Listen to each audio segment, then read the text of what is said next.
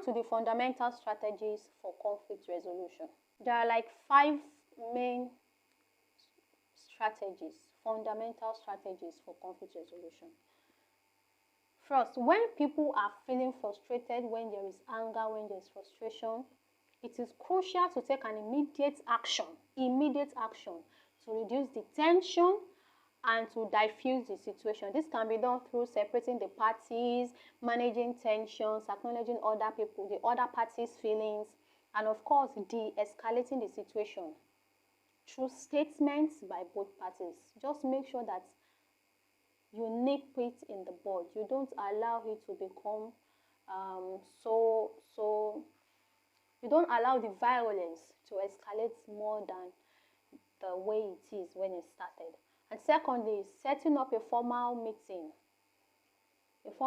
between the two opposing parties, and let there be specific rules that can help to prevent disputes between the two of them.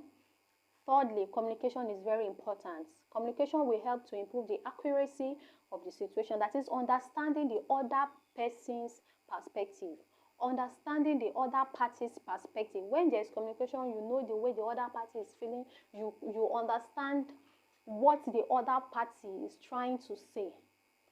And so that is where communication comes to play. Communication is very, very, very important in the strategy for conflict resolution. Next, it is important that major issues are split into smaller ones. When you have a large chunk of meat, it's more difficult to, eat it like that and chew. But when you cut it down into pieces, you can take it one at a time, chew it, swallow it, and then before you pick the next. That is the way it can be applied. That can also be applied to conflict resolution.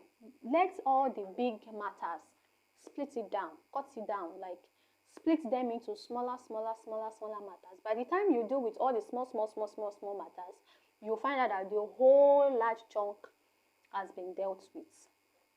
Another fundamental strategy is establishing a common ground to find a basis for agreement. Establishing a common ground to find a basis for agreement. This involves identifying common objectives between the two parties, establishing common enemies. When the two of you are facing the same enemy, when you have the same friends, there is something that brings you together in agreement.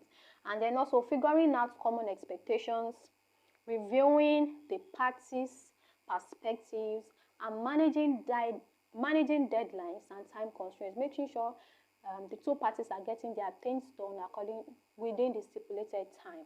The goal of these fundamental strategies is to enhance the chances of finding a solution that both parties will agree on.